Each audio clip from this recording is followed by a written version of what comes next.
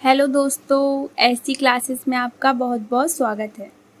आज की क्लास में हम हिंदी वर्णमाला के स्वरों को तथा मात्राओं को संकेत लिपि में लिखना सीखेंगे। अब तक हमने 2, 3 और 4 व्यंजनों वाले शब्दों को जैन लिपि में लिखना सीखा था। उनके पुनर्अभ्यास के लिए कुछ संकेत इस क्लास के बाद दिए जाएंगे, जिन्हें आप पढ़ें और कमेंट में अपने उत्तर लिखकर बताएं। एक दोस्त ने हमसे कमेंट करके पूछा है कि रम और ला दिखने में एक जैसे ही होते हैं, तो उन्हें फिर से बता देती हूँ कि माँ को आकार में बड़ा बनाते हैं। इस प्रकार ला लिखेंगे, जिसमें घुमाव छोटा होता है, और रम को इस तरह लिखेंगे र मा, जिसमें माँ का आकार बड़ा है। चलिए शुरू करते हैं आज की क्लास। दोस्तों, संकेत लिपि में मूल स्वर 4 ही होते हैं: अ, ई, उ और रे। इनके अलावा जो भी स्वर बने हैं वे इनकी मदद से ही बने हैं, तो उनको अलग से स्वर नहीं माना गया। कुछ मात्राओं की सहायता से उनको बताया जा सकता है। तो पहले मूल स्वर सीखते हैं। सबसे पहले आ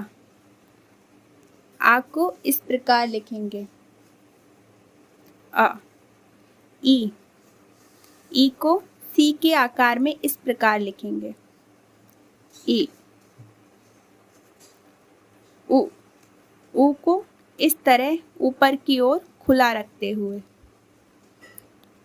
उ। रे, यह ई की तरह ही बनता है रे। ई तथा रे दिखने में एक जैसे जरूर हैं, परंतु इनका उपयोग इनको अलग करता है, क्योंकि ई का संकेत तो व्यंजन संकेतों के साथ लिखा जाता है, परंतु री का संकेत पृथक रहता है और अन्य संकेतों के नीचे लिखा जाता है। चलिए अब अन्य स्वर सीखते हैं। आ को इस प्रकार अ की तरह लिखेंगे आ। ई को इस तरह ई के नीचे बिंदी लगाकर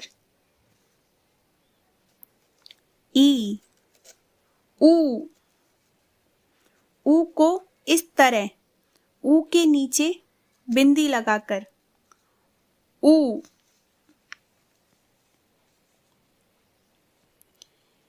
ए को आ से ही बनाया गया है, इस तरह ए। आई को भी आ से ही बनाया गया है, इस तरह आई। ओ को भी आ से बनाया गया है, इस प्रकार ओ। औ को इस तरह बनाया गया है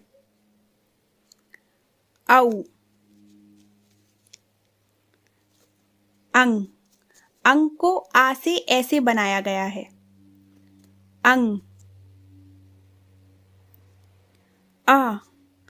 आह को इस तरह लिखते हैं आह। कुछ उदाहरण दिए हैं, इन्हें लिखते हैं। अब आ बा, अब। इन ई न, इन। ऊन ऊ न, ऊन। एक एक।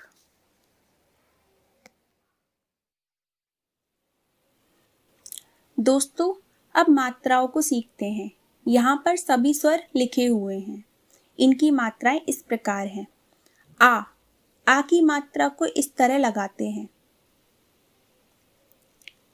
ई ई की मात्रा उल्टा यू की तरह होती है।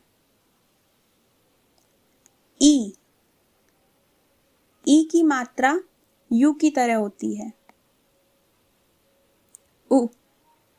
उ की मात्रा उल्टा सी की तरह। ऊ की मात्रा को सी की तरह बनाते हैं। ए की मात्रा सीधी लाइन के रूप में। आई की मात्रा को कोण के रूप में लगाते हैं।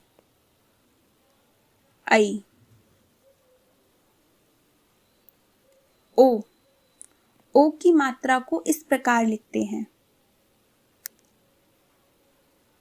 औ की मात्रा को ओ के विपरीत। अंग की मात्रा सिर्फ बिंदी के रूप में। आहा को विसर्ग से दर्शाते हैं। चलिए अब इन मात्राओं को का व्यंजन पर इस्तेमाल करते हैं, जिसको 12 खड़ी के रूप में जानते हैं। का को हम खड़ी रेखा के रूप में लिखते हैं।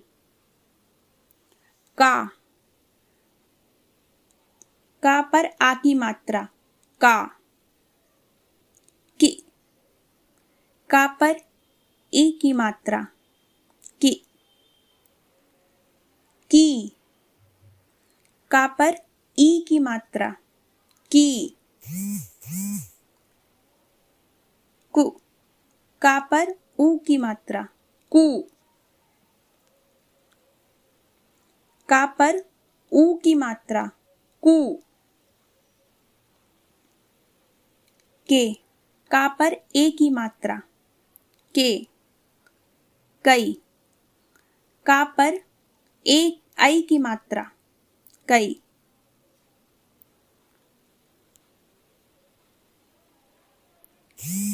का पर ओ की मात्रा को। कऊ। का पर औ की मात्रा कऊ। का पर अंग की मात्रा कंग। का पर अह की मात्रा कह। अब इनसे जुड़े कुछ उदाहरण देखते हैं। काका। यहां समझिए एक से अधिक मात्राएं होने पर एक दूसरे के पास वाले अक्षरों की मात्राओं को इस प्रकार मिलाकर लिखते हैं। आगे देखें। दांत को दा और ता के ऊपर मात्राओं के साथ इस प्रकार लिखते हैं। दांत। राम को ऐसे लिखेंगे रा मा। ओके दोस्तों, आज की क्लास में इतना ही पढ़ेंगे। कुछ संकेतों को पुनर्अभ्यास के लिए आपको दिया गया है। आप इन्हें पढ़ें और कमेंट करके उत्तर बताएं। एक बात और ध्यान रखिए, जितना आप इन संकेतों की रीडिंग करेंगे आपको स्टेनो के एग्जाम में बहुत फायदा उतना ही ज्यादा होगा। आने वाली क्लास में स्वरों व मात्राओं का प्रयोग करके शब्दों को लिखना सीखेंगे। तब तक यदि वीडियो पसंद आए तो लाइक, शेयर और कमेंट कीजिए तथा चैनल को सब्सक्राइब करें। धन्यवाद।